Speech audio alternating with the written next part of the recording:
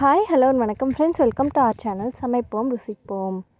இன்றைக்கி கருவேப்பிலை பொடி வீட்டிலேயே எப்படி செய்கிறதுன்னு பார்க்கலாம் வாங்க. இந்த பொடியை வந்துட்டு இட்லி தோசைக்கும் வச்சுக்கலாங்க, சாப்பாட்டுக்கும் போட்டு சாப்பிட்லாம், ரொம்பவே சூப்பராக இருக்கும். ஃபஸ்ட்டு 1 கப் உளுந்து பருப்பை நல்லா கலர் சேஞ்ச் ஆகிற அளவுக்கு வறுத்து எடுத்துக்கோங்க. வறுத்து எடுத்துகிட்டு ஆற வச்சுருங்க. அடுத்து 1 கப் கடலைப்பருப்பு. அடுப்பு சிம்மில் வச்சுட்டு பொறுமையாக வறுத்துடுங்க, அப்போ தான் எல்லாமே நல்லா வறுபடும். அப்படி இல்லைனா சீக்கிரமாக கலர் சேஞ்ச் ஆகி வந்துடுங்க, ஆனால் பருப்பு வந்து நல்லா வறுபட்டுருக்காது. அதனால் அடுப்பு சிம்மில் வச்சுட்டு இந்த மாதிரி பொறுமையாக வறுத்து எடுத்துக்கோங்க. கடலைப்பருப்பு நல்லா கலர் சேஞ்ச் ஆகி வந்ததுக்கப்புறமா ஆற வச்சிடலாம். அடுத்து 1/4 கப் மிளகையும் நல்லா வறுத்து எடுத்துகிட்டு ஆற வச்சுருங்க. அடுத்தது 1/2 கப் சீரகத்தையும் நல்லா வறுத்து எடுத்துக்கோங்க. பாருங்கள், சீரகமும் நல்லா வறுபட்டுருச்சு, ஆற வச்சிடலாம். அடுத்து உங்கள் காரத்துக்கு ஏற்ற மாதிரி வரமிளகாய் சேர்த்துக்கோங்க. நான் இன்றைக்கி 15 வரமிளகாய் சேர்த்துருந்தேங்க. நீங்கள் எடுக்கிற மிளகாயோட காரத்துக்கு தகுந்த மாதிரி அளவு எடுத்துக்கோங்க. பாருங்கள், மிளகாயும் நல்லா வறுபட்டுருச்சு, ஆற வச்சிடலாம்.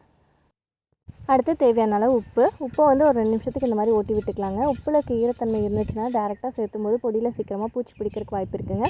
அதனால் இந்த மாதிரி செஞ்சுட்டு சேர்த்துக்கிட்டோன்னே எதுவுமே ஆகாது. நான் 1 கிலோ கருவேப்பிலையை க்ளீன் பண்ணி எடுத்துகிட்டு 4 நாள் நிழல்லையே காய வச்சு எடுத்துக்கிட்டேங்க. 4 to 5 நாள்லேயே நல்லா காஞ்சிரும். உங்கள் ஊர் கிளைமேட்டுக்கு தகுந்த மாதிரி டைம் வேரி ஆகும். வெயிலில் வைக்கக்கூடாதுங்க, நல்லா நிழல்லையே காய வச்சு எடுத்துக்கணும். இந்த மாதிரி நல்லா மொறுமொறுன்னு காஞ்சிருந்தாலும் அடுப்பை ஆஃப் பண்ணிவிட்டு அந்த சூடான வடச்சட்டியில் ஒரு 2 நிமிஷத்துக்கு போட்டு ஓட்டி விட்டுட்டு அதுக்கப்புறமா அரைச்சிக்கிட்டோன்னா நமக்கு பொடி வந்து ஸ்டோர் பண்ணி வைக்கிறதுக்கு ரொம்ப நாளைக்கு சூப்பராக இருக்குங்க. பாருங்கள் எவ்வளோ மொறுமொறுன்னு காஞ்சிருக்குன்ட்டு. இந்த மாதிரி நல்லா காய வச்சு எடுத்துக்கணும். இது எல்லாமே நல்லா ஆறுனதுக்கப்புறமா அரைச்சி எடுத்துக்கலாங்க.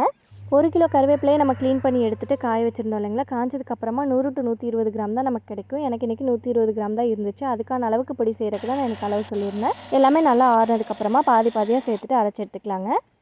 அரைச்சி எடுத்துகிட்டு எல்லாத்தையும் ஒன்றா சேர்த்து நல்லா மிக்ஸ் பண்ணி விட்டுக்கலாம்.